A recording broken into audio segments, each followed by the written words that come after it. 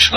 তো তারা ওই যে শুনেছে অনেক সময় মানুষের কাছে যে এই বজ্রপাতের লোক মারা গেলে তাদের লাশে নাকি ওই ম্যাগনেট জাতীয় কিছু থাকে। তো তারা চিন্তা করেছে, একটা কথা এমনিতে কিন্তু আমরা প্রচলিত আছে শুনতে পাই, তাই জি না? জি জি, হ্যাঁ এই ধরনের কথা প্রচলিত আছে। জি যদিও এই ঘটনা আসলে কি সত্য কিনা আমরা কেউ জানি না, জি। তো হতে পারে নাও হতে পারে। তো এরা চিন্তা করে, যেহেতু তারা এরকম শুনেছে, কারণ তারা চিন্তা করে যদি আমরা এই লাশটা চুরি করতে পারি, চুরি করতে পারে, তারা নিজেরাই চিন্তা করছে আর কি।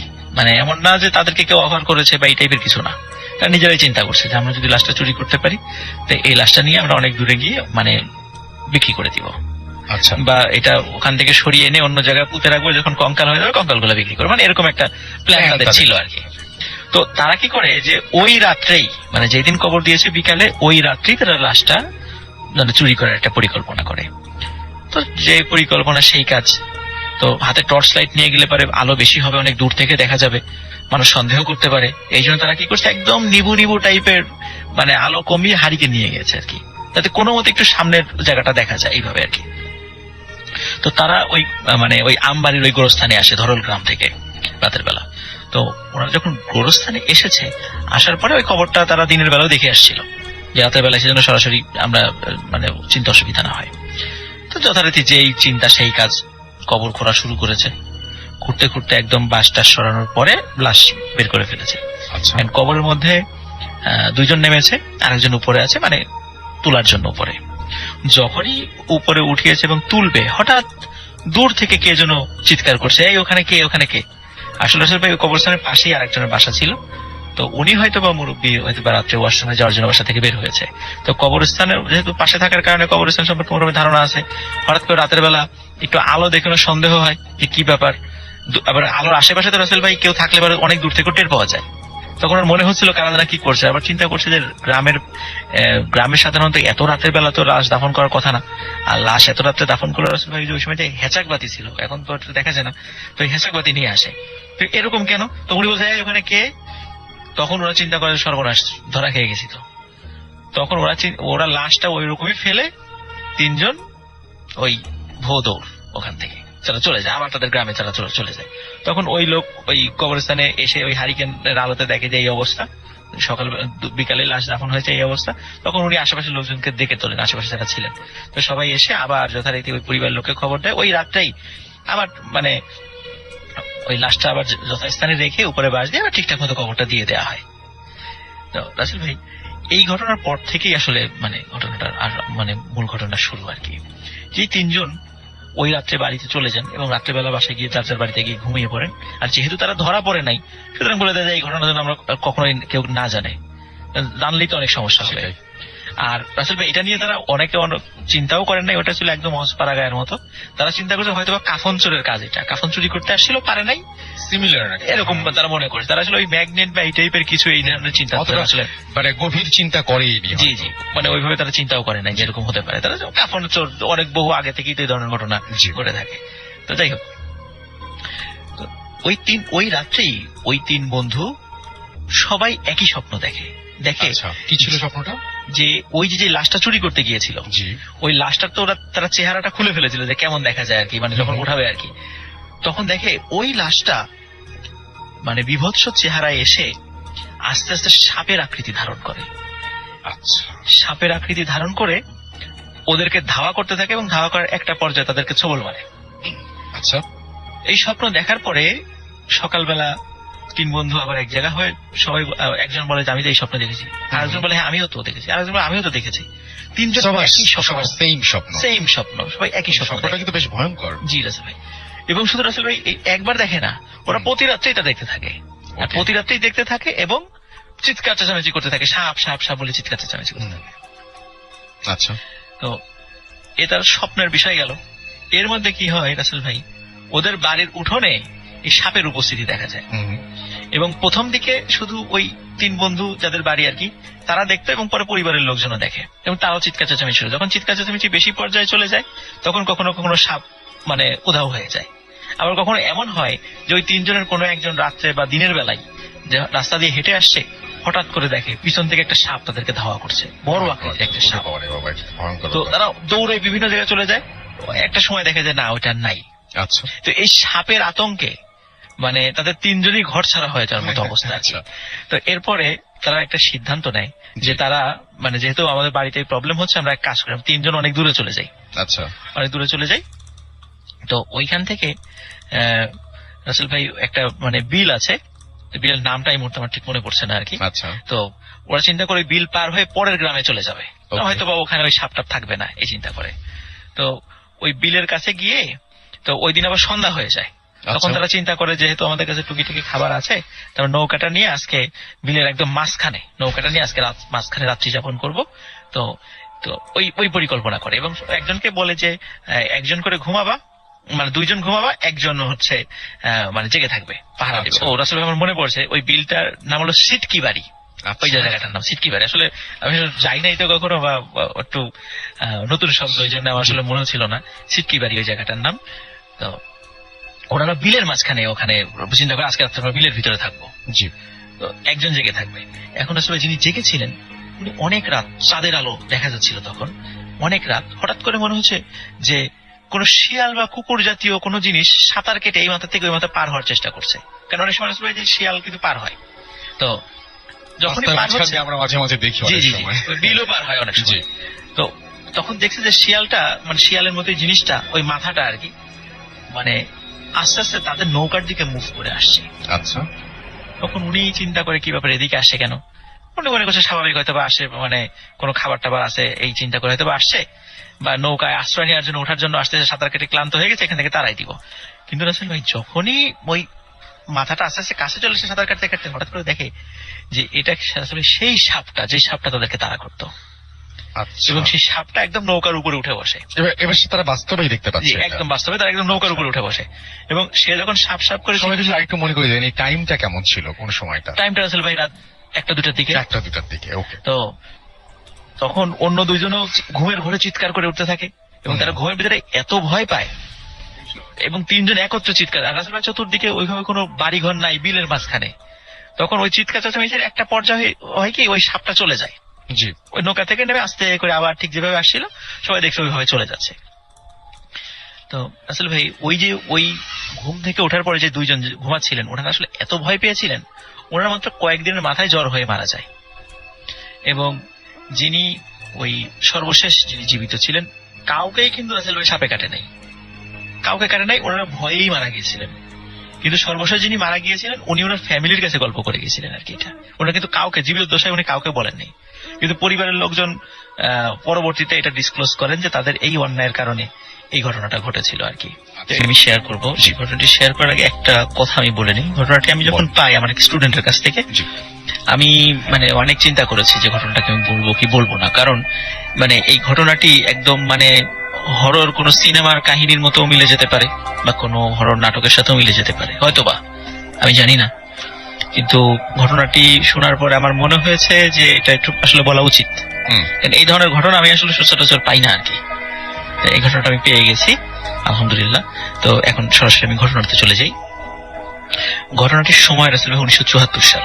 হুম স্থানটা মানে শুরুর স্থানটা ছিল জগতী স্টেশন, যেটা কুষ্টিয়া জেলার জগতী স্টেশন। আর ওই সময়টাতে জগতী স্টেশন অনেক ব্যস্ততম একটা স্টেশন ছিল, স্পেশালি ওই কলকাতা থেকে ওই দর্শনা হয়ে যে ট্রেনগুলো আসতো আর কি, ওখানে প্রচুর মানে মাল খালাস করা হতো, অনেক ব্যস্ততম একটা স্টেশন ছিল ওই সময়টাতে। এখন অবশ্যই তার কিছুই নাই। তো ওই সময় একদিন মানে মোটামুটি সকাল 11টা মানে বেলা 11টার দিকে একটা ঘটনা আর কি। তো ট্রেন আসছিল, জি তো হঠাৎ মানে লোকজন দেখছিল যে একজন মহিলা শাড়ি পরা, ঘোমটা দিয়ে মাথা ঢাকা, সে রেল লাইন পার হচ্ছে। তো সবাই দূর থেকে বলছিল যে ট্রেন আসছে, থামেন থামেন বা পার হন না, এরকম বলছিল সবাই। হুম কিন্তু উনি কোনো কথা না শুনে ট্রেনের হঠাৎ করে লাইনের উপরে উঠে যান এবং ওখানেই উনি রাসেল ভাই মানে ট্রেনে কাটা পড়েন, দুটুকরো হয়ে যায় ওনার দেহ। হুম হুম, এবং আর একটা বিষয় রাসেল ভাই, ওনার কোলে কিন্তু একটা ছোট্ট বাচ্চা ছিল। আচ্ছা তো সবাই চিন্তা করছে যে উনি কি আসলে সুইসাইড করেছে নাকি আচমকা মানে পার হওয়ার সময় এরকম দুর্ঘটনা ঘটে গেছে, শিওর না, মানে কেউ বুঝতে পারেন নাই। স্বাভাবিক হাঁটা দেখে মনে হয়েছে হয়তো উনি খেয়াল করেন নাই, মাথায় ঘোমটা ছিল, পাশে থেকে উনি দেখতে পারেন নাই, হয়তো এমনটা হতে পারে। কেউ বলেছে হয়তো বা সুইসাইড করেছে, এরকম মনে হতে পারে। কিন্তু আসলে কোলে বাচ্চা নিয়ে সুইসাইড করবে কেন, এটাও আবার অনেকে বলেছে।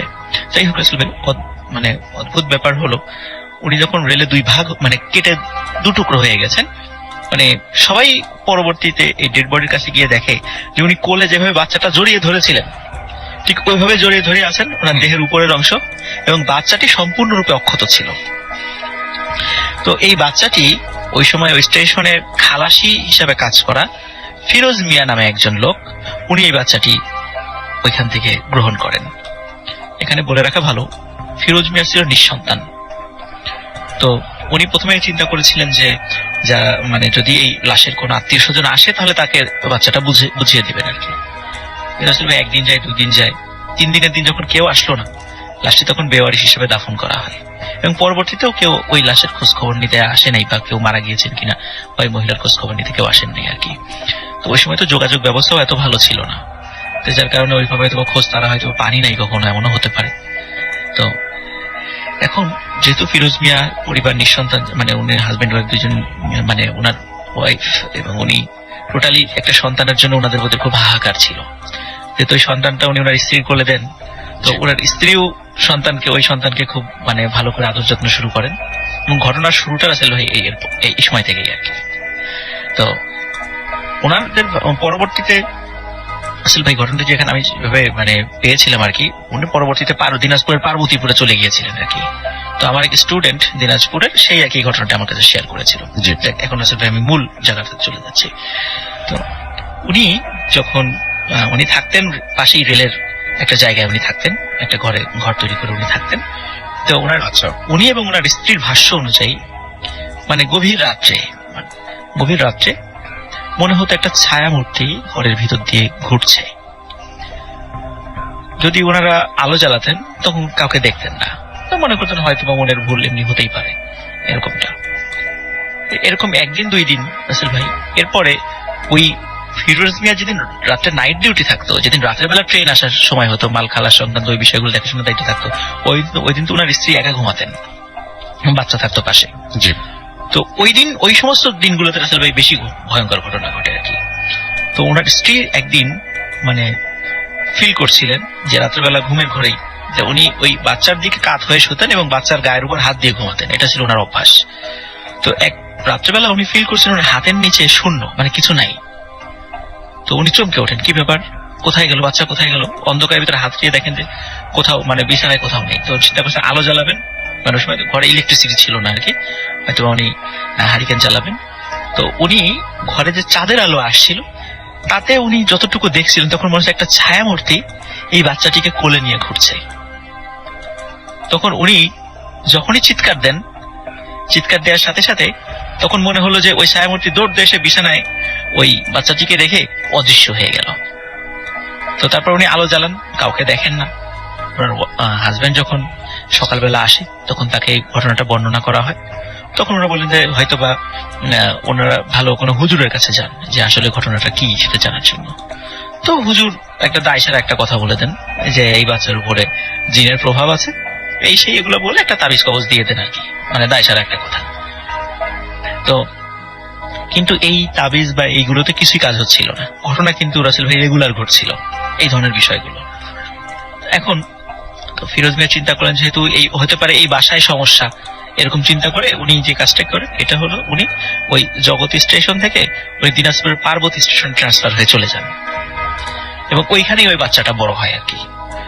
তো ওইখানে যাওয়ার পরে এভাবে মানে বেশ এই রাতের বেলা এই ছায়ামূর্তির এই বিষয়গুলোটা না ওনারা বেশ একটু স্বাভাবিকভাবে পরবর্তীতে নিয়ে নেন। এটা যখন কিছুতেই কাজ হচ্ছিল না, অনেক মানে হুজুরের শরণাপন্ন হয়ে যখন কোনো কাজ হচ্ছিল না, এতটুকু কাজ হয় যে একটু কমে আসে এই ঝামেলাটা, কিন্তু এটা বন্ধ হচ্ছিল না।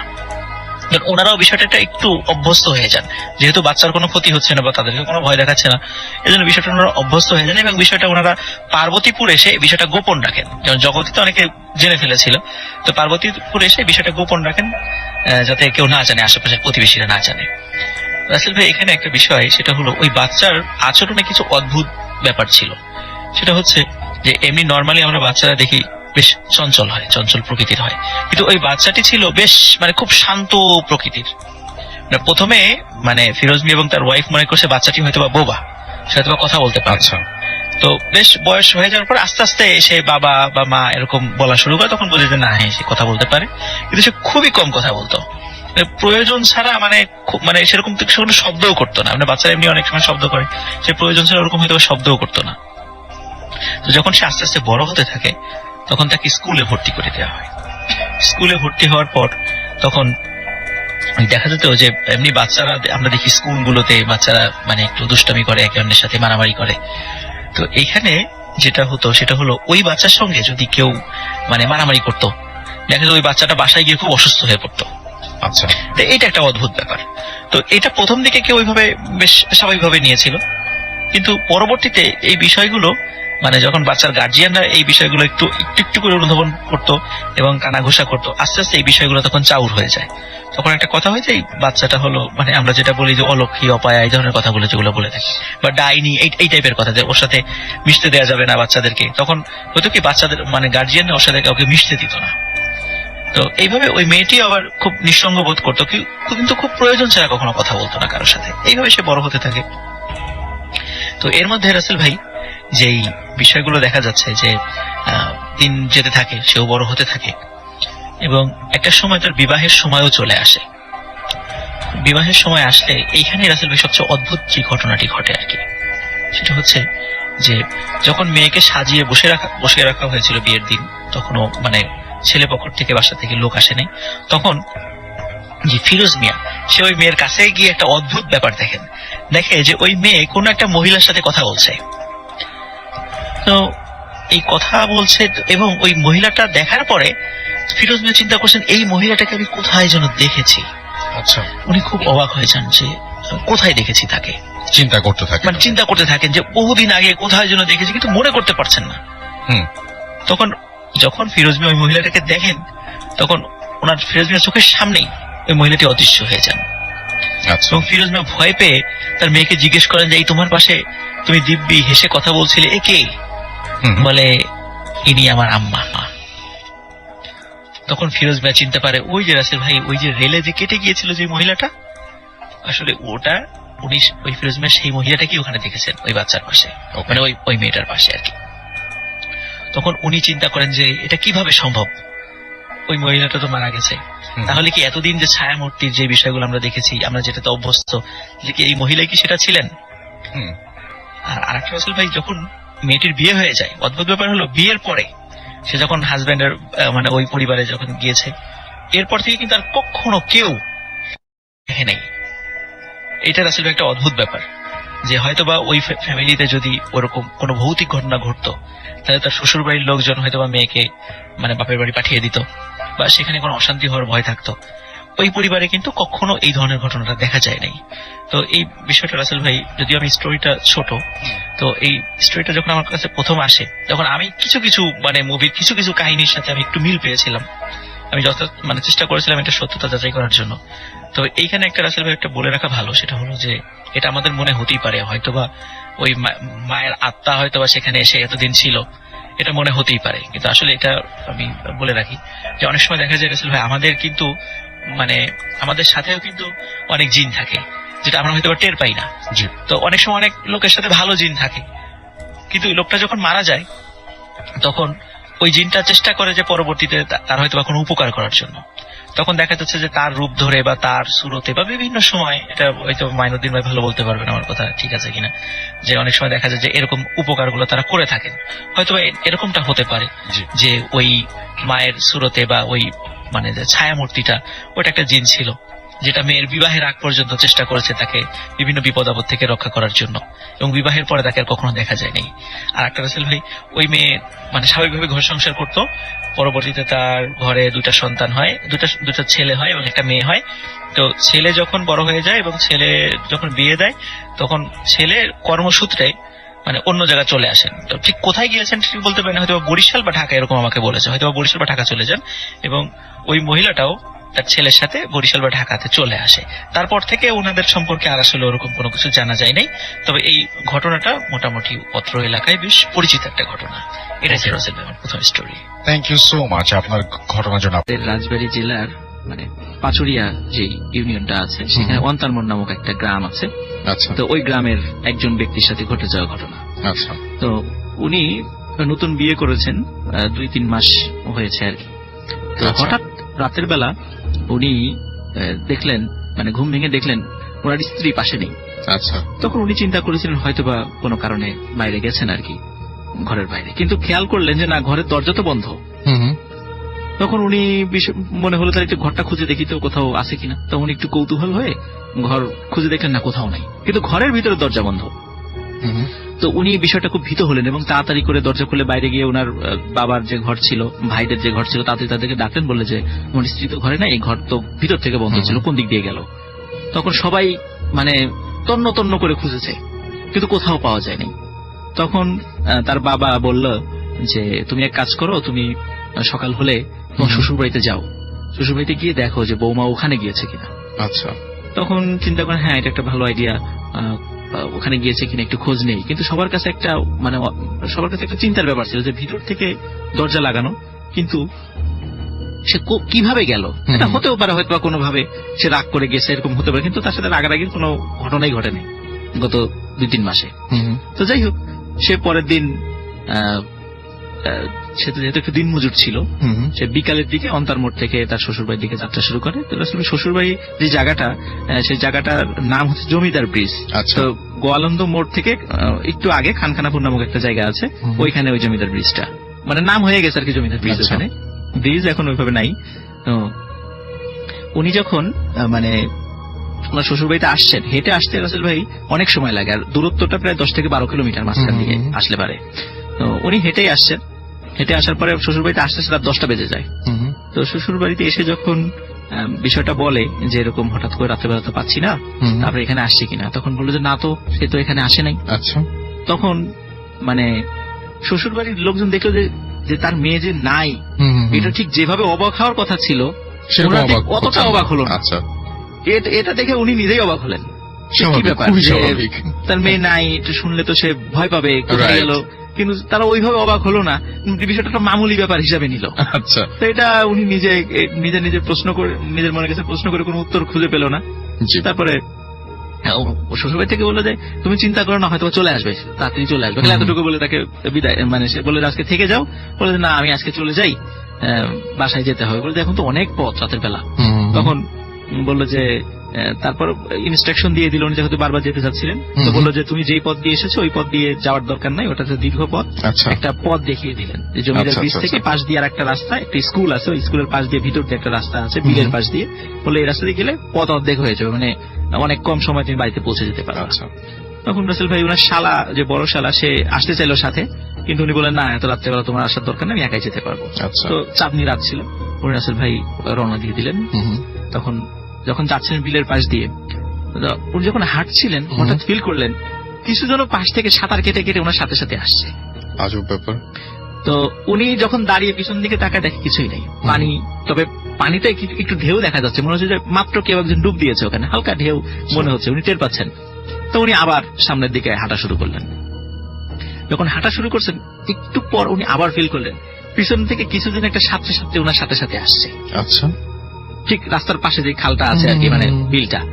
তখন উনি এরকম 3 বার ফিল করলেন, উনি নিশ্চিত হলেন যে হ্যাঁ আসলেই কিছু সাঁতার কেটে কেটে আসছে ওনার পাশে, কিন্তু সেটা কি উনি বোঝার চেষ্টা করছিলেন। আরেকটু পর যখন উনি ফিল করেন হ্যাঁ এবার আবারও সাঁতার কাটার শব্দ পাওয়া যাচ্ছে, উনি ঘুরে তাকিয়ে দেখেন যে একটা মানুষের মাথা, এবং সেই মাথাটা কোনো মেয়ে লোকের মাথা। এবং যেহেতু চাঁদনি রাত ছিল, উনি দূর থেকে দেখে ফেললেন যে মাথাটা দেখা যাচ্ছে এটা ওনার স্ত্রীর মাথা। তো উনি মানে প্রচন্ড ভয় পেলেন যে কি ব্যাপার, আমার ওয়াইফ এইখানে এই সাথে সাথে আমার এরকম একটা পরিবেশে আসার কথাই না, এরকম আসার কথাই না। তো উনি প্রচন্ড ভয় পেলেন, ভয় পাওয়ার বলছেন এই তুমি ওখানে কেন, উঠে আসো। সে আসে না, সে ওখানেই থাকে, সে বরং ইশারা করে পানির মধ্যে তাকে ডাকে। আচ্ছা। তখন উনি চিন্তা করলেন যে এটা ব্যতিক্রম কিছু, এটা স্বাভাবিক নয়, যেহেতু ওনারা গ্রামের লোক, দিন মজুর, রাতের বেলা অনেক সময় কাজ করতে হয়, তখন এই ঘটনাগুলোর সাথে না ওনারা শোনেন বা অভ্যস্ত কিছু কিছু বিষয়ের সাথে, কিন্তু উনি বুঝতে পারলেন যে এটা স্বাভাবিক কোনো ঘটনা নয়, এটা নিশ্চয়ই অস্বাভাবিক কোনো ঘটনা। আসলে ওইটা উনি পাত্তা দিলেন না, উনি সোজা হাঁটা শুরু করলেন। কিছুক্ষণ পরে দেখলেন না, এখন সাঁতারের শব্দ শোনা যাচ্ছে না, এখন মনে হচ্ছে পিছন থেকে কেউ হেঁটে আসে। কিন্তু আসলে ভাই ভেজা শরীরে মানুষ যখন খালি পায়ে হেঁটে আসে মাটির উপর দিয়ে, তখন এক ধরনের শব্দ হয়, মানে বোঝা যায় যে হয়তো বা ভেজা শরীরে কেউ হেঁটে আসছে। উনি ফিল করলেন পিছন থেকে মনে হচ্ছে ভেজা শরীরে কেউ হেঁটে আসছে, ওরকম শব্দ। উনি পিছন দিকে তাকিয়ে দেখেন ওনার স্ত্রী আচ্ছা মৃদা শরীরে আসছে, বলে যে এই আমাকে নিয়ে যাবি না? আচ্ছা তখন উনি তখন দেয়, ভয়ে দেয় দৌড়। হুম, তো দৌড় দেওয়ার পরে উনি ফিল করেন পিছন থেকে ওই জিনিসটাও দৌড়াচ্ছে, কিন্তু উনি পিছন দিকে তাকান নাই। আচ্ছা তো দৌড়াতে দৌড়াতে ওই যে স্কুলের কথা বলেছিলাম আর কি, ওখানে আমার পাশে স্কুল আসে, ওই স্কুলের কাছে যখন চলে আসে, স্কুল মাঠ আছে, তখন উনি দেখলেন যে যখন ওই বিলটা পার হয়ে উনি চলে আসছে, তখন তার ওই পানি টানি কিছু নাই। তখন উনি দেখলেন পিছন থেকে একটা গাড়ির শব্দ। হুম, তো ওই সময়, এখন তো এটা দেখা যায় না আর কি, ওই সময় ওই অঞ্চলে ঘোড়ার গাড়ি চলতো। আচ্ছা মানে একটা মানে আমরা যেই দেখি এখনো গ্রাম অঞ্চলে দেখা যায় ঘোড়ার গাড়িগুলো, দেখা যায় একটা ঘোড়ার গাড়ি আসছে, কিন্তু গাড়িতে কোনো চালক নাই, কারণ চাঁদনি রাত তো দেখা যাচ্ছিল, চালক নাই, ঘোড়ার গাড়িটা মানে ঘোড়াটা দৌড়াচ্ছে, গাড়ি নিয়ে আসতেছে। তখন উনি চিন্তা করেন হয়তো বা রাতের বেলা কোনো বাসা থেকে কোনো মালিকের ওই ঘোড়া ছুটে গেছে, গাড়ি সহ হয়তো দৌড়াচ্ছে। উনি চিন্তা করলেন যে এক কাজ করি, ঘোড়াটাকে থামিয়ে ওই গ্রামের পথের দিকে ঘুরিয়ে দিই, এদিকে কোন দিক দিয়ে চলে যাবে, কার কোন দিকে চলে ঠিক ঠিকানা নেই। কিন্তু উনি চিন্তা করেন যে ঘোড়াটাকে যে ঘুরিয়ে দেবো, যদি কোনো লোক আমাকে চোর ভাবে, যদি কেউ এসে, তখন তো এই অঞ্চলে যেহেতু আমাকে কেউ চেনে না, তখন আমি একটা বিপদে পড়বো। উনি কিছু বললেন, উনি দেখলেন যে ঘোড়ার গাড়িটা মানে সোজা দৌড়ায় চলে গেল। কিছুক্ষণ পর রাসেল ভাই উনি শব্দ পেলেন যে পিছন থেকে আর একটা গাড়ির শব্দ, আচ্ছা আর একটা গাড়ি আসছে, এবং উনি তাকিয়ে দেখলেন যে হ্যাঁ, এইবারের গাড়িটাও খালি একটা ঘোড়া, কিন্তু গাড়ির পেছনে মনে হচ্ছে কিছু রাখা, সাদা কিছু দিয়ে ঢেকে রাখা আর কি। এবং ওনার কাছে প্রচন্ড দুর্গন্ধ লাগছে আর কি। মনে হচ্ছে যে মানুষ বা কোনো মানে জীবিত কোনো প্রাণী যদি মরে যায়, পচে গেলে যে দুর্গন্ধ হয়, এরকম গন্ধটা আসছে, এবং গন্ধটা আস্তে আস্তে খুবই তীব্র হচ্ছে। আচ্ছা গাড়িটা যখন কাছে চলে আসলো, উনি দেখলো যে ওই গাড়িতে 3টা লাশ মানে সাদা কাপড় দিয়ে ঢেকে রাখা, ওই ঘোড়ার গাড়িটা ওই 3টা লাশ নিয়ে দৌড়ে চলে যাচ্ছে। তখন উনি চিন্তা করলেন যে আবার হয়তো ওনার সাথে কিছু ঘটতে চলেছে। তখন একটু পরে রাসেল ভাই আবার একটা গাড়ির শব্দ পেলেন। যখন গাড়ির শব্দ পেলেন, উনি পিছন দিকে দেখেন এইবার গাড়িতে একজন চালক আছে, আচ্ছা এবং চালকটা খুবই বেটে আকৃতির একটা মানুষ, কালো কুচকুচে খুবই বেটে আকৃতির একটা মানুষ। তো ওখানে প্রচন্ড দুর্গন্ধ আসছে। যখন তার কাছে চলে আসে, তখন রাসেল ভাই ওই চালককে জিজ্ঞেস করেন, এই তোমরা এই লাশটা নিয়ে কোথায় যাচ্ছ, কোন দিকে যাবা? তখন বলে যে তোর বাড়ির দিকে যাচ্ছি। বলে আমার বাড়ির দিকে মানে? বলে হ্যাঁ, তোর বাড়ির লোকজন আনতে যাচ্ছি। তো তখন বলে যে কি আমার বাড়ির লোকজন তুমি আনতে যাবা কেন? কয় যে বিশ্বাস হয় না, এই কাপড়টা সরা। তখন কাপড়টা সরিয়ে দেখে রাসেল ভাই ওনার স্ত্রী, ওনার ভাই, ওনার মা, তাদের লাশ ওখানে রাখা। আচ্ছা, এবং লাশগুলো বিকৃত হয়ে গেছে, মানে পচে গেছে। এই দৃশ্য দেখে উনি আসলে রাসেল ভাই আর সেন্স রাখতে পারেননি, উনি তখন সেন্সলেস হয়ে পড়ে যান। তখন উনি যখন সেন্স ফেরে, সকালবেলা ওই গ্রামের লোকজন ওনাকে উঠায়, তখন উনি ওনার বাড়িতে চলে যান। রাসেল ভাই বাড়িতে যাওয়ার পর যখন সব ঘটনা খুলে বলেন, স্বাভাবিকভাবে গ্রামের রাস্তাতে আসতে গেলে এই ধরনের ঘটনা ঘটতেই পারে। তো রাসেল ভাই ওই দিন রাত্রে হঠাৎ মনে হলো উঠানে প্রকাণ্ড একটা শব্দ।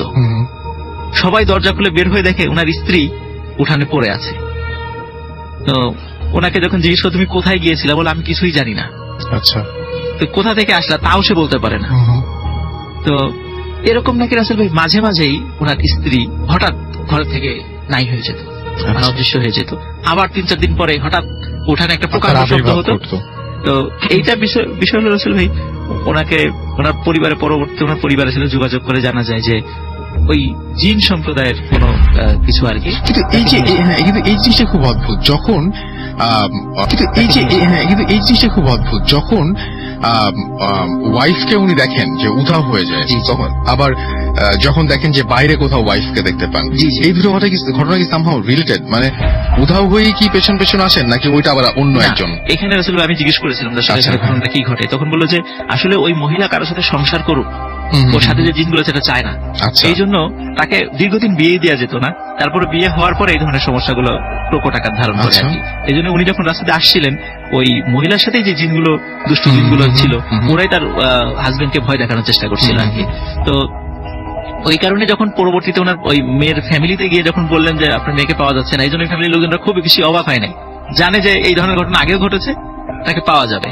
রাসেল ভাই অনেক চিকিৎসা করা হয়েছিল, মানে দীর্ঘদিন চিকিৎসা করার পরে আল্লাহর রহমতে এখন তারা ভালো আছে, এখন আর ওই সমস্যাটা নাই, এখন তারা জীবিত আছে আর কি। বাড়ি হলো অন্তারমঠ তাদের রাজবাড়িতে। তো এটাই ছিল রাসেল ভাই, এবং এটা পুরোপুরি জিন রিলেটেড, এটা পুরোপুরি জিন রিলেটেড ঘটনা। আর ঘটনাটা 1992 সালে। 1992 সালে, তার মানে ঘটনাটি আসলে আমার এক উস্তাদ বলেছিলেন। সঙ্গত কারণে আমি যে লোকটির নাম এবং প্লেসটা বলতে চাচ্ছি না, কোথায় ঘটেছিল সেটা বলতে চাচ্ছেন না? জি সেটা বলতে চাচ্ছি না, কারণ গল্পটা খুব সেন্সিটিভ, এটা শুনলে বুঝতে পারবেন আর কি। তো আমার উস্তাদ ইনি একজন ব্যক্তির গল্প করেছিলেন, কারণ আমার উস্তাদ যে বছর হজে গিয়েছিলেন, তো ওনার সাথে ওনারই এক সাথী ভাইয়ের হজে যাওয়ার কথা ছিল, কিন্তু সঙ্গত কারণে উনি বারবার যেতে পারছিলেন না। তো আমার উস্তাদ উনি হজ থেকে পরবর্তীতে যেটা জানতে পারলেন সেটা আমাদেরকে বলেছিলেন, সেটাই আমি শেয়ার করতে চাচ্ছি। এটা হচ্ছে উনি কেন হজে যেতে পারেননি, বারবার উনি হজ যেতে পারেননি, মানে কি হজ পালন করতে কেন পারেননি? কেন হজ পালন করতে পারেননি, উনি বারবার বাধাপ্রাপ্ত হচ্ছিলেন। তো ওনাকে বারবার যখন প্রশ্ন করা হচ্ছিল যে কেন আপনি হজ পালন করছেন না, তো উনি বারবার বলছেন আমি অসুস্থ, বিভিন্ন কারণ, বিভিন্ন অজুহাত দেখাচ্ছিলেন ওনার সাথী ভাইদেরকে। তো শেষ পর্যন্ত একজন সাথী ভাই ওনাকে খুব ভালো মতো ধরলেন যে আপনি এত টাকা জমা দিলেন, এত কিছু করলেন, কিন্তু কেন হজ পালন করছেন না, এটা একটু আমাকে বলতেই হবে। উনিও খুব বেশ বিব্রতকর পরিস্থিতি পড়ে গিয়েছিলেন, ওনার কারণে অন্যদের অসুবিধা হচ্ছিল। তো উনি তখন বললেন যে আসলে কি ঘটনা। তখন বলছেন আমি হজ পালন করব কিভাবে, আমি যখনই হজ পালন করার জন্য কাজ শুরু করতে যাই, তখনই দেখি আমার বোনের ছেলে, ছোট্ট বয়স 7-8 বছর বা 9 বছর হবে, এই ছেলেটি বিশাল এক দা নিয়ে আমার পথের কাছে দাঁড়িয়ে আছে, বিশাল এক দা নিয়ে আমার পথিমধ্যে দাঁড়িয়ে আছে। তো এখন বলছে যে আপনার এই ভাগিনা এখানে কিভাবে আসবে, এটা কিভাবে সম্ভব, এখানে কিভাবে আসবে? তখন বলছেন যে আমার কথাও তো সেটা, আমার ভাগিনার তো এখানে আসার কোনো সম্ভাবনাই নেই, কারণ আমার ভাগিনাকে আমি নিজের হাতে হত্যা করেছি। তখন ওই লোকটি খুব অবাক হলেন যে আপনি আপনার ভাগিনাকে নিজের হাতে হত্যা করেছেন, কিন্তু কেন? তখন উনি ওই ঘটনাটি বললেন যে ওনার একটাই বোন ছিল, যখন ওনার বোনের বিবাহ বয়স হয়ে গেল, তখন একটি ছেলে দেখে ওনার বোনকে বিবাহ করিয়ে দিলেন। বিবাহের পরে ওনার বোন বারবার যখন নিজের সম্পত্তি দাবি করছিল ভাইয়ের কাছে, তখন ভাই বলছিল যে তোমাকে এত বছর ধরে লালন পালন করেছি, কত টাকা পয়সা খরচ হয়েছে, বিয়ের জন্য খরচ করেছি, তোমার যা সম্পত্তি ভাগে ছিল সবই টাকা পয়সা খরচে ব্যয় হয়ে গেছে, সুতরাং তোমার কোনো সম্পত্তি আমার কাছে নেই, সব সম্পত্তি খরচ করে ফেলেছি তোমারই পিছনে। তখন বোন ভাইয়ের সাথে আর বেশি আর্গুমেন্টে যায় নাই, কারণ হচ্ছে যে যেহেতু বাবা মা মারা যাওয়ার পরে ভাই তাকে বড় করেছিল, এই জন্য উনি আর কোনো আর্গুমেন্টে যান নাই। কিন্তু কিছুদিন পরে ওনার সন্তান হয় এবং ওনার স্বামী খুব অসুস্থ হয়ে যান। যখন স্বামীর চিকিৎসার জন্য বারবার ভাইয়ের কাছে আসছিল যে ভাই আমাকে কিছু টাকা দাও, স্বামীর চিকিৎসা করাবো, তখন বলছেন যে আমি তোমাকে কোনো টাকা দিব না। এভাবে বারবার তার বোনকে ফিরিয়ে দিয়েছে এবং একদম বিনা চিকিৎসায় ওই মহিলাটির স্বামী মারা যায়। তখন অনেক কষ্টে ওনার সন্তানকে উনি বড় করতে থাকেন এবং এক পর্যায়ে উনি নিজেও অসুস্থ হয়ে যান। সন্তান যখন আবার একটু বোঝা শিখেছে, 7-8 বছর বয়স হয়ে গেছে, তখন তার মামার কাছে গিয়ে বলেছে যে মামা আমার মা অসুস্থ, তার চিকিৎসা করা প্রয়োজন, আপনি কিছু টাকা পয়সা দেন। তখন বারবার উনি ওনার ভাগিনাকে ফিরিয়ে দিয়েছে এবং শেষ পর্যন্ত ওই বাচ্চা ছেলেটির মাও সম্পূর্ণ বিনা চিকিৎসায় মারা যায়। আচ্ছা, ওনার ভাই কোনো সহযোগিতা করেন নাই।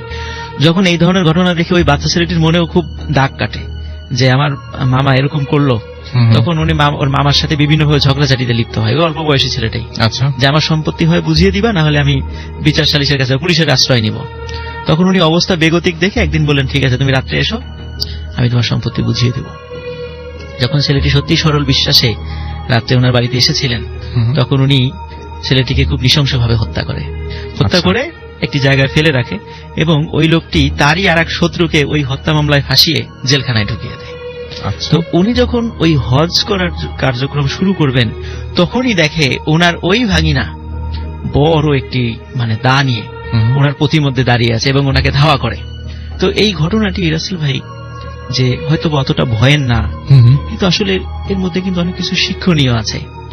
তো তারপর আমি আর একটা কথা বলতে চাই রাসেল ভাই, আমি শুরুতে যে একটা স্টোরি বলেছিলাম যে একটা পাগলের ঘটনা এবং এখন একটি মৃত ছেলের ঘটনা যে বারবার এসে সামনে দাঁড়িয়ে থাকে, বাধা দেয়, এখানে কিন্তু একটা আত্মার বিষয় চলে আসছে। আসলে আত্মার বিষয়টি কি, আসলে কি এরকম যে মানুষ মারা যাওয়ার পরে এভাবে এসে মানুষকে বিরক্ত করে? আসলে কিন্তু আসলে বিষয়টা তা না। কারণ আমাদের কোরআন এবং হাদিসের দৃষ্টিকোণ থেকে যদি আমরা চিন্তা করি, আসলে মানুষ যখন মারা যায় তখন আত্মাটা ইল্লিন বা সিজ্জিন দুটার এক জায়গায় চলে যায় তার আমলের পার্থক্যের কারণে, এবং আল্লাহ তাআলা until the day of judgment আল্লাহ তাআলা এই আত্মাগুলোকে ওখানেই রেখে দেবেন এবং পরবর্তীতে সেগুলোকে রিলিজ করবেন। এখন তাহলে এই যে রূপ ধরে এরা কারা আসে, কারা এটা, তাহলে কি হচ্ছে? আসলে ভাই যে মানুষ যদি কোনো খারাপ লোক হয় তো দেখা যায় তার সাথে কিছু কিছু খারাপ জিন থাকে, সে হয়তো নিজেও বোঝে না। আবার যদি কেউ ভালো লোক হয় তার সাথেও কিছু ভালো জিন থাকে, কিন্তু সে নিজেও সারা জীবনে বুঝতে পারে না। ওই ভালো লোকগুলো, ভালো জিনগুলো তার সাথে থাকে, তার উপকার করার চেষ্টা করে। তো অনেক সময় এই জিনেরা এই ধরনের কিছু ঘটনা ঘটায়, আমরা সেটাকে আত্মা মনে করি। এই যে আমরা অনেক সময় দেখি যে বিভিন্ন জায়গাগুলোতে সুইসাইড হয়েছে, আমরা সেখানে একটা হন্টেড প্লেস হিসাবে সেটা পরিগণিত হচ্ছে। আমরা দেখি যে ওই সুইসাইড যিনি করেছেন তিনি ওখানে ঘুরে বেড়াচ্ছেন। আসলে ব্যাপারটা কি? আসলে কি সত্যি উনার আত্মা ওখানে আসে? না, আসলে কিন্তু বিষয়টা তা নয়। উনি যেভাবেই মারা যাক, সুইসাইড করে মারা যাক, ভালোভাবে মারা যাক, ওনার আত্মা ইল্লিন বা সিদ্দিনে চলে গেছে। আল্লাহ জানেন ওনার আত্মা ওখানে কোথায় তিনি রাখবেন। কিন্তু দেখা যাচ্ছে যে আমরা যখন পড়াশোনা করতে বসি, ঘটনাটা যার কাছ থেকে শুনেছি তিনি একজন ট্রাক ড্রাইভার। তো আমি একদিন, মানে আমার বাসা তো রাজবাড়ি, আমি রাজবাড়ি থেকে আসছিলাম, গলন্দ মোড় থেকে আমি একটা যশোর থেকে আসা বাসে উঠি যে আমি ওই বাসে ঢাকা যাব আর কি। তো আমার পাশে যিনি বসেছেন উনি বারবার খালি ড্রাইভারের গাড়ি চালানোর সমালোচনা করছেন, যে ড্রাইভার কিভাবে গাড়ি চালায়, এটা এইভাবে করতে পারে। আমি বললাম যে আপনি কি গাড়ি চালাতে পারেন? বলে হ্যাঁ, আমি তো অনেকদিন ধরে ট্রাক চালাই। আমি তখন বললাম যে আপনি কোন রুটে ট্রাক চালান? তখন বললো যে আমি ঢাকা থেকে জাফলং, ওই পাথর আনা নেওয়া করে উনি আর কি ট্রাকে। তখন আমি মনে করলাম যে ট্রাক ড্রাইভাররা তো রাতের বেলা অনেক সময় গাড়ি চালায়, অনেক কিছু দেখে। তখন আমি ওনাকে বললাম যে আপনার কাছে কি কোনো ভয়ের ঘটনা আছে? তখন বলেন হ্যাঁ, ওনার জীবনে একটাই ভয়ের ঘটনা আছে, তো সেটা আমি শুনেছি, সেটা আমি আজকে শেয়ার করতে চাই। তো ঘটনাটি সেটা হচ্ছে যে এটা ঘটনাটা 80-র দশকে। উনি তখন ছোট ছিলেন, উনি ট্রাকের হেল্পার, প্রথমে ছিলেন হেল্পার আর কি, হেল্পার ছিলেন। তো উনি ওনার ওস্তাদের সাথে ওই ট্রাকে জাফলং থেকে পাথর নিয়ে আসতেন, ঢাকাতে নিয়ে আসতেন আর কি। তো এটাই ছিল ওনার কাজ। তো একদিন জাফলং থেকে রাতের বেলা যখন ট্রাকটা লোড করা হয় পাথরে, তখন এলাকার কিছু লোক, ওইখানে যারা পাথর শ্রমিক যারা ছিল, তখন তারা বলল ভাই একটা মানে আমাদের এখানে একটা ডেড বডি আছে, আমাদের এক শ্রমিক মারা গেছে হঠাৎ করে স্ট্রোক করে। তো এর বাড়ি ব্রাহ্মণবাড়িয়া, আপনি যখন যাবেন তখন ব্রাহ্মণবাড়িয়াতে আমরা 2 জন লোক দিয়ে দিচ্ছি, এদেরকে নামিয়ে দেবেন। এটা মানবিক মানে দিক চিন্তা করে। তখন ওনারা রাজি হচ্ছিলেন না। তারপরে পাথর শ্রমিকরা ওনাদেরকে কিছু টাকা দেওয়ার করলেন যে এই টাকাটা নেন। তখন দেখলো যে ভালোই তো, মানে এই পাথর নিয়ে যত টাকা হবে লাভ হবে, ওই লাশ নিয়ে সেই মানে ওই পরিমাণ টাকা হবে। তখন ওনারা ওই লোভে পড়ে রাজি হলেন আর কি। আর যেহেতু ওই শ্রমিকগুলো ওদের সাথে মনের সাথে আগে থেকে পরিচিত ছিল, যেহেতু সবসময় পাথর আনা নেওয়া করতেন, এই জন্য না করতে পারেন নাই। ওনারা 2 জন লোক, পাথর লোডই ছিল, মানে পাথর দিয়ে ট্রাকটা লোড করা ছিল, পিছনের ওই অংশে ওনারা ওঠেন আর কি, এবং লাশটা কাফনে মোড়ানো ছিল। তো ওনারা 2 জন ট্রাকের উপরে লাশ সহ বসেন, 2 জন শ্রমিক এবং ওই হেল্পার এবং ড্রাইভার ওর গাড়ির ভিতরে ছিল। তখন ওনারা যখন ট্রাক নিয়ে আসছেন, তখন যারা জাফলং এর ওদিকে আসা যাওয়া করেন, তখন আপনারা হয়তো দেখে থাকবেন ওখানে জৈন্তাপুর নামক একটা বাজার আছে। যাওয়ার সময় মানে জাফলং এর আগে জৈন্তাপুর পরে, তো জৈন্তাপুরে এসে ট্রাক ড্রাইভাররা এখনো দেখবেন ওখানে হোটেল আছে, ওনারা ওখানে খাওয়া দাওয়া করেন রাতের বেলা, মানে মোটামুটি সারা রাতি খোলা থাকে। তো তখন অত ভালো ছিল না, ছোটখাটো হোটেল ছিল আর কি ওখানে। তো জৈন্তাপুরের থেকে ওনারা খাওয়া দাওয়া শেষ করে যখন ট্রাক নিয়ে আবার সামনের দিকে এগোতে থাকলেন, তখন যিনি ট্রাক ড্রাইভার মনে করেন যে জৈন্তাপুর, ওনার তো স্মোক করার অভ্যাস ছিল, জৈন্তাপুর থেকে তো মানে সিগারেট কিনতে ভুলে গেছে, আমার তো একটা সিগারেট খাওয়ার দরকার। তখন তার হেল্পার বলে ওস্তাদ সামনে তো বাজার আছে, কোনো না কোনো দোকান তো অবশ্যই খোলা পাওয়া যাবে, রাত হলেও খোলা থাকে, তো আপনি ওখান থেকে কিনে নিয়েন। ভালো আইডিয়া। তো ওনারা চিন্তা করলেন সামনের বাজার থেকে কিনে নেব। সত্যি বাজারে দূর থেকেই দেখা যাচ্ছিল কয়েকটা দোকান, ছোট দোকান খোলা ছিল, ওখানে যারা রাতে বাজারে যারা পাহারাদার থাকে ওনারাও ছিল। তখন ওনারা যখনই ওই ট্রাকটা বাজারের কাছাকাছি এসেছে, দোকানদার পাহারাদার যে যেখানে ছিল ওই ট্রাকটা দেখেই মানে পরিমরি করে যে যেদিকে পারে দৌড় দিয়ে চলে যাচ্ছে।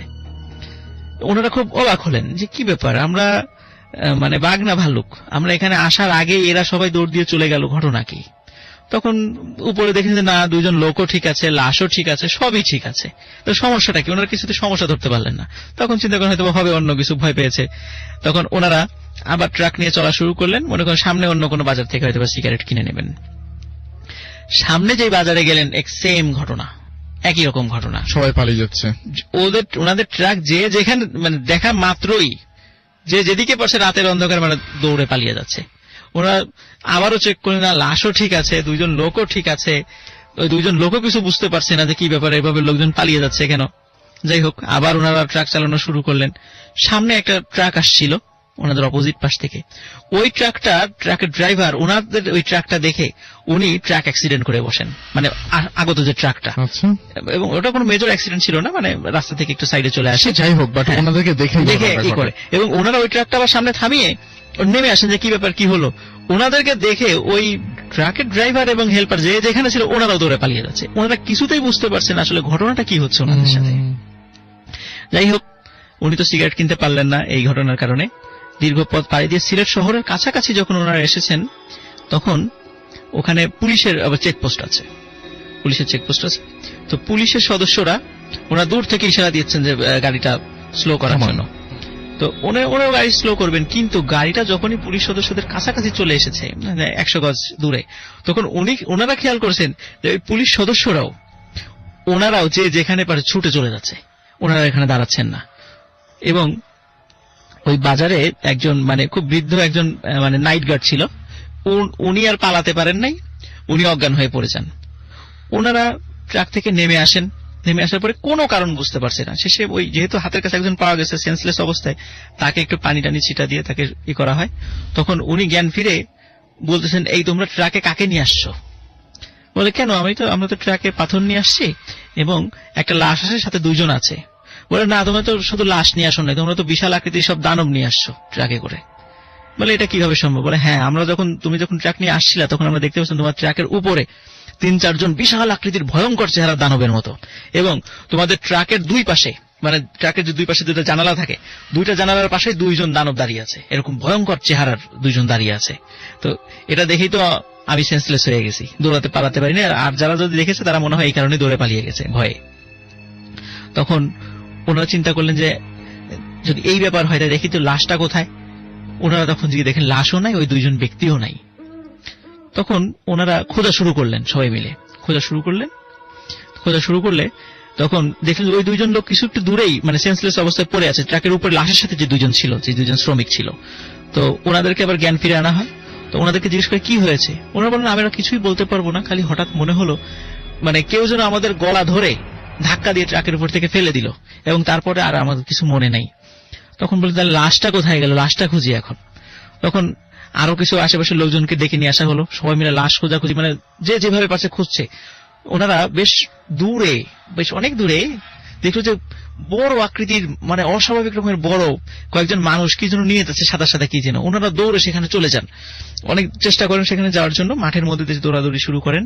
তো ওনারা দেখছিলেন যে ওই লাশটির মাথা ধরেছে সামনে একজন ব্যক্তি, মাথা ধরে আছে, যেমন আমরা খাটিয়াতে দেখি যে 4 জন ব্যক্তি চারপাশে ধরে আছে, ঠিক সেম মানে মাথাটা একজন ধরে আছে 1 হাত দিয়ে, 2 হাত 2 জন ব্যক্তি ধরে আছে, 2 পা 2 জন ব্যক্তি ধরে আছে।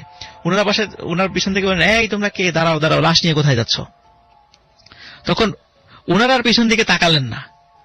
তারা খেয়াল করলেন যে 2 হাত ধরে যেই জন ছিল এবং 2 পা ধরে যেই 4 জন ছিল এবং মাথা ধরে 1 জন ছিল, ওনারা একজন ডান পাশে একজন বাম পাশে, 2 জন হেঁটে চলে যাচ্ছে, এবং যেভাবে লাশটা হাতে ধরা ছিল, যার হাত যার ধরা ছিল, উনি হাত ছিঁড়ে নিয়ে চলে গেলেন, আর একজন আর এক হাত ছিঁড়ে নিয়ে চলে গেলেন, 2 জন 2 পা ছিঁড়ে নিয়ে 4 জন 4 দিকে চলে গেলেন, এবং মাথা যিনি ধরেছিলেন উনি মাথা ছিঁড়ে নিয়ে সামনের দিকে চলে গেলেন।